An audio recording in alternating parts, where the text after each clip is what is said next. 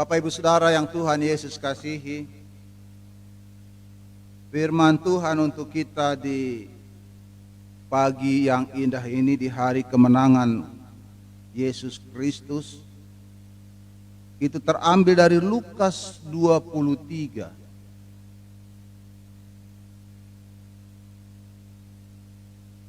Lukas 23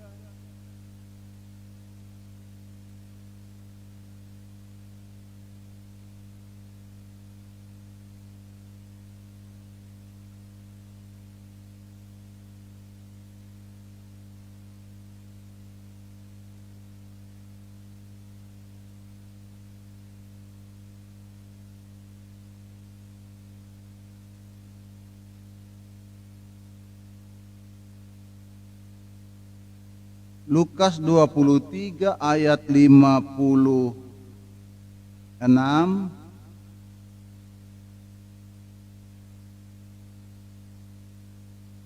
A dan B, dan setelah itu dilanjutkan dengan Lukas 24 ayat 1 sampai 12. Mari Bapak Ibu Saudara, kita satu di dalam doa. Tuhan Allah Bapa yang maha baik, Tuhan Allah Bapa yang bertakhta di dalam kerajaan sorga, tetapi Engkau yang ada di tengah-tengah kehidupan kami umat manusia. Di hari yang kudus, di hari yang indah, di hari kemenangan ini, ya Tuhan, kami selaku persekutuan umat-Mu ya Bapa, kami menaikkan puji dan syukur kami kepadamu karena kami boleh merasakan kasih dan sayang Tuhan menyertai hidup kami. Sekalipun ada banyak tantangan, rintangan, pergumulan, persoalan hidup kami Tuhan, kami tetap bersyukur kepadamu. Sebab Engkau telah menganugerahkan kuasa kebangkitan, kuasa kemenangan itu bagi kami. Bapa dalam Yesus Kristus, di hari kemenangan ini kami akan membaca merenungkan sebagian firman Tuhan. Untuk kami renungkan, untuk kami hayati, dan untuk kami lakukan dalam hidup kami. Kuduskan kami semua ini Tuhan, baik yang ada di gereja-Mu ini, tetapi yang ada umat-Mu yang ada di setiap rumah-rumah mereka. Bapa dalam Yesus, kuduskan kami, berikan kami hikmat-Mu, supaya kami sanggup merenungkan firman ini dengan baik. Tuhan berkati juga pemberitaan firman ini. Di dalam Yesus Kristus. Amin. Lukas 23 ayat 56. Dan setelah pulang mereka menyediakan rempah-rempah dan minyak mur. Dan pada hari Sabat mereka beristirahat menurut hukum Taurat. Tetapi pagi-pagi benar, pada hari pertama minggu itu, mereka pergi ke kubur membawa rempah-rempah yang telah disediakan mereka. Mereka mendapati batu sudah terguling dari kubur itu. Dan setelah masuk, mereka tidak menemukan mayat Tuhan Yesus. Sementara mereka berdiri termangu-mangu. Karena hal itu, tiba-tiba ada dua orang berdiri dekat mereka, memakai pakaian yang berkilau-kilauan. Mereka sangat ketakutan dan menundukkan kepala. Tetapi kedua orang itu berkata kepada mereka, "Mengapa kamu mencari Dia yang hidup di antara orang mati? Dia tidak ada di sini. Ia telah bangkit. Ingatlah apa yang dikatakannya kepada kamu ketika ia masih di Galilea, yaitu bahwa Anak Manusia harus diserahkan ke tangan orang-orang berdosa dan disalibkan, dan akan bangkit pada hari yang ketiga." Maka teringatlah mereka akan perkataan Yesus itu, dan setelah mereka kembali dari kubur, mereka menceritakan semua semuanya itu kepada ke-11 murid dan kepada semua saudara yang lain. Perempuan-perempuan itu ialah Maria dari Magdala, dan Yohana, dan Maria ibu Yakobus, dan perempuan-perempuan lain juga yang bersama-sama dengan mereka, memberitahukannya kepada rasul-rasul. Tetapi bagi mereka, perkataan-perkataan itu seakan-akan omong kosong, dan mereka tidak percaya kepada perempuan-perempuan itu. Sungguh pun demikian, Petrus bangun lalu cepat-cepat pergi ke kubur itu. Ketika ia menjenguk ke dalam, ia melihat hanya kain kafan saja. Lalu ia pergi dan ia bertanya dalam hatinya, apa ya kiranya yang telah terjadi? Bapak Ibu Saudara kekasih Tuhan,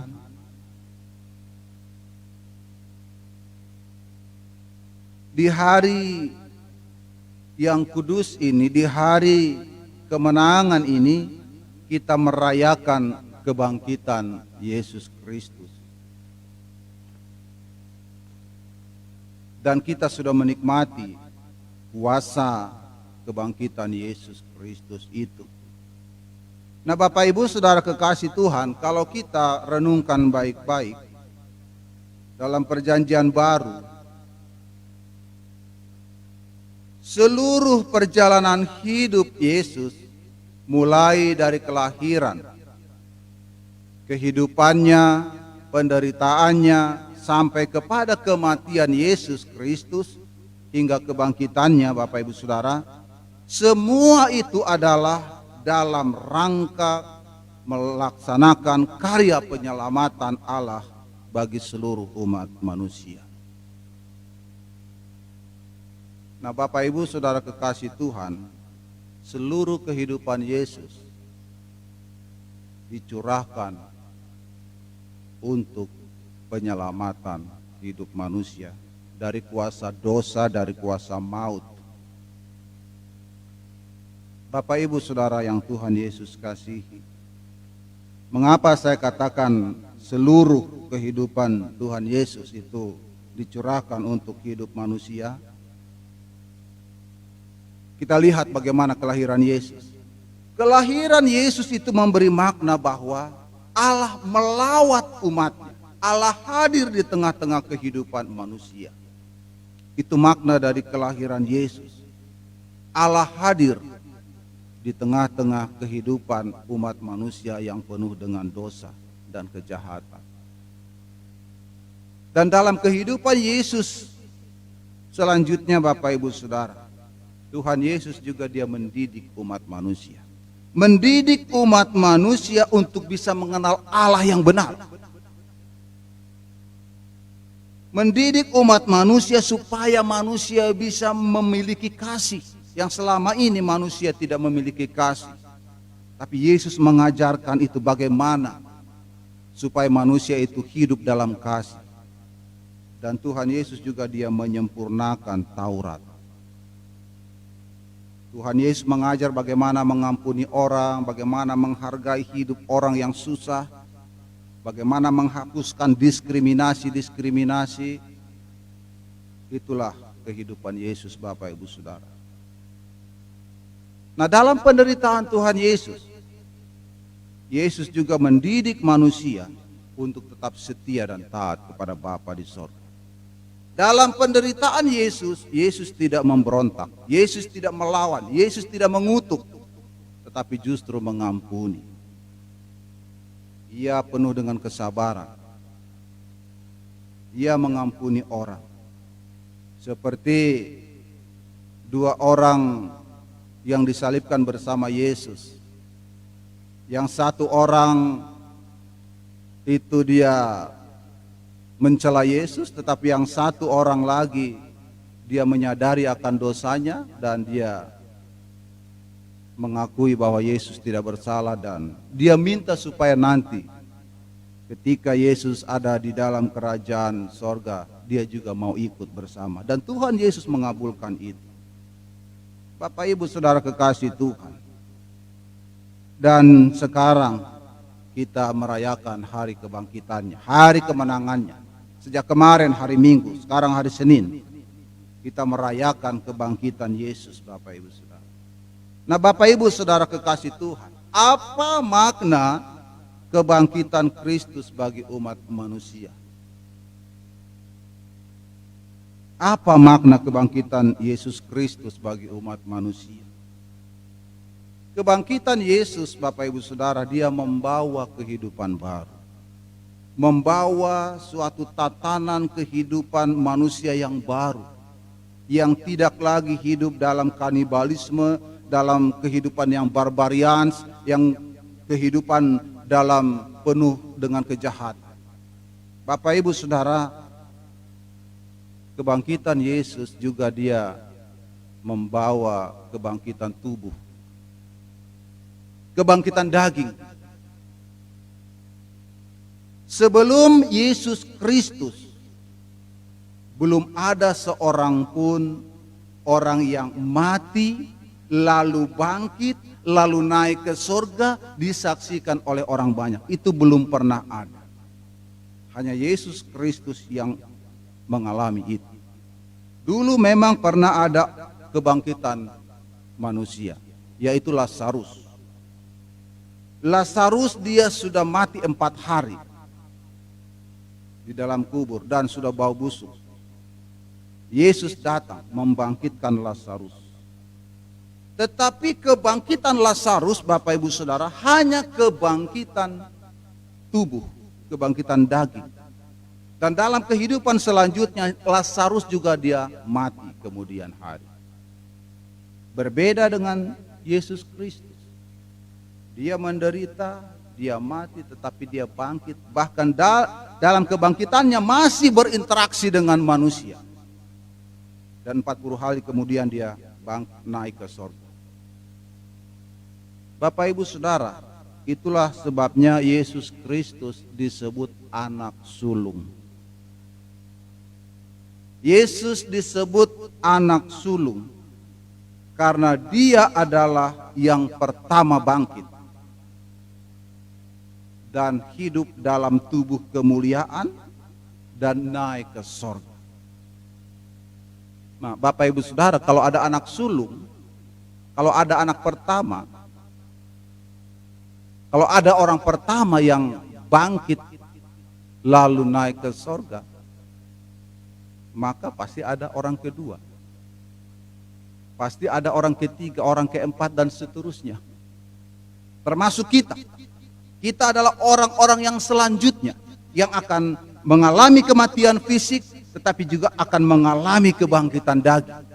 Dan kita juga akan bersama-sama dengan Yesus di dalam kerajaan surga. Itulah kuasa kebangkitan, Bapak Ibu Saudara. Bapak Ibu Saudara kekasih Tuhan, dalam kebangkitan Yesus Kristus ini ada kuasa yang maha dahsyat, yaitu kuasa kebangkitan, kuasa kemenangan. Dan kuasa inilah yang dianugerahkan Tuhan Yesus kepada kita umat manusia yang percaya kepadanya.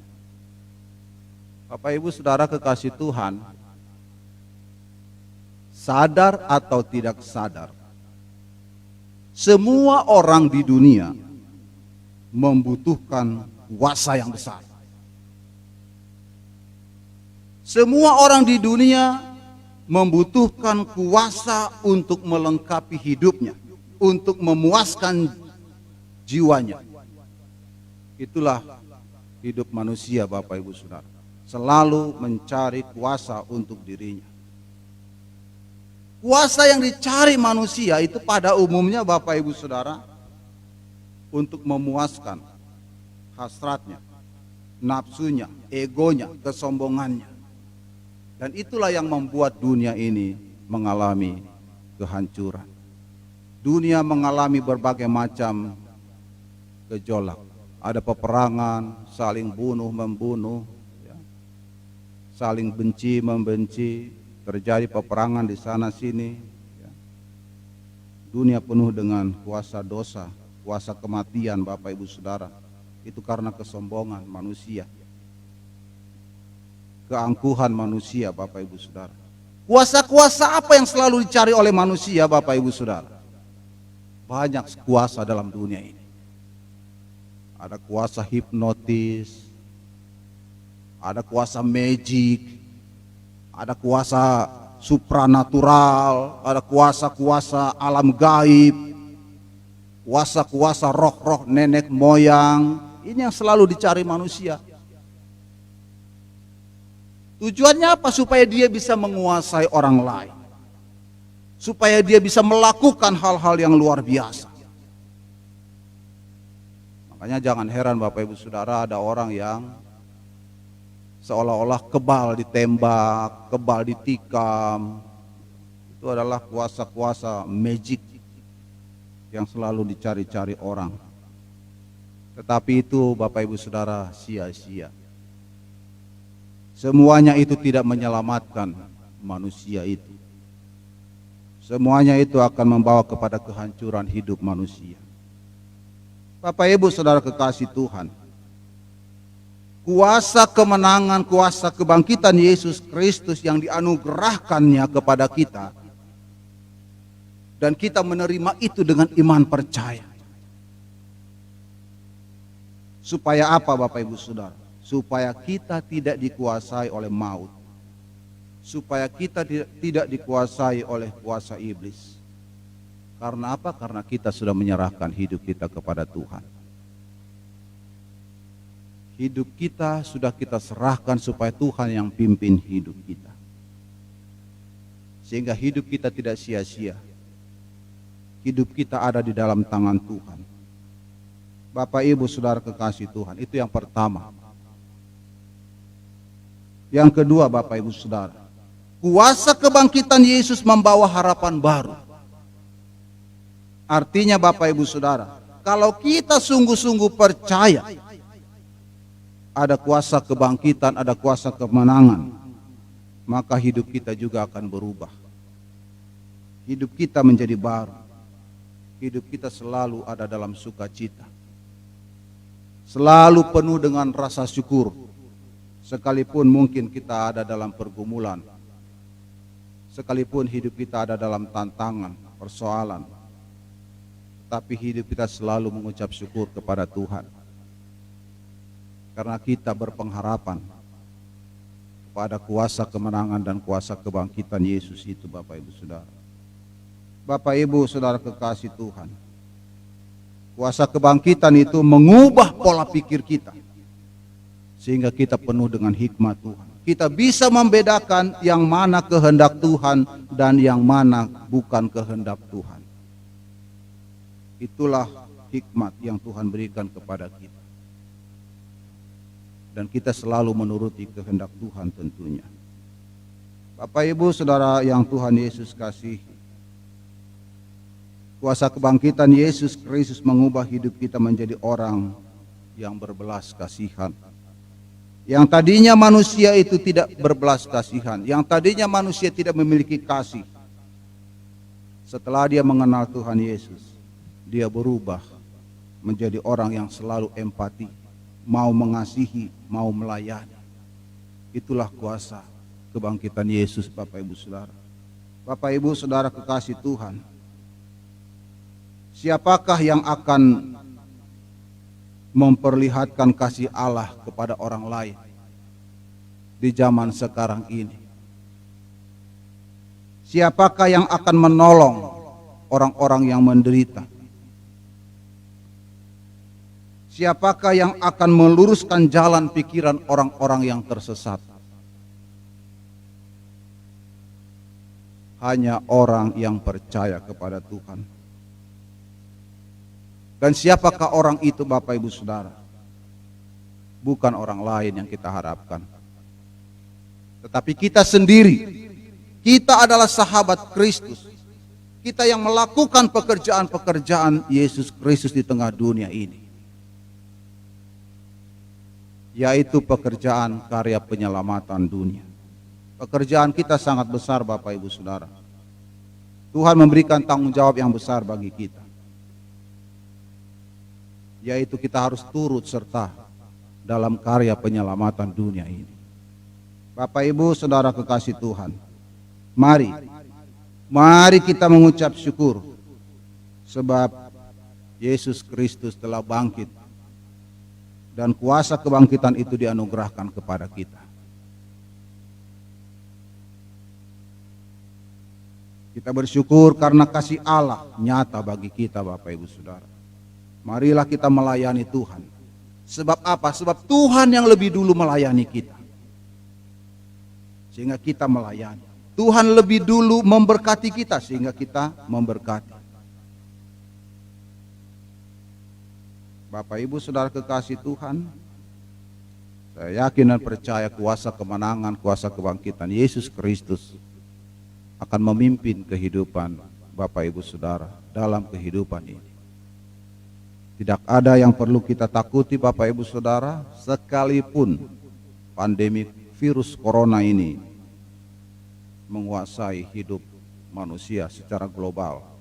Tapi sebagai orang percaya, sebagai orang beriman,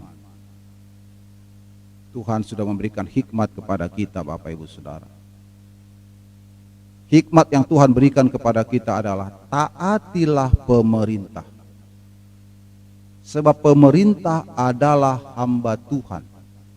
Apa yang pemerintah atur, apa yang pemerintah buat, kita taati, kita ikuti.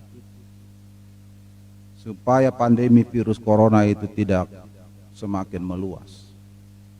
Tetapi juga kita doakan pemerintah, kita doakan juga para tim medis, dokter, suster, mantri, dan semua relawan-relawan. Kita doakan mereka supaya mereka juga dengan kesungguhan melayani umat manusia. Bapak Ibu Saudara kekasih Tuhan, kuasa kebangkitan Kristus nyata di tengah kehidupan kita, di tengah ketakutan, di tengah kecemasan, di tengah kekhawatiran umat manusia karena virus corona ini Bapak Ibu Saudara. Tuhan Yesus memberkati Bapak Ibu Saudara. Amin.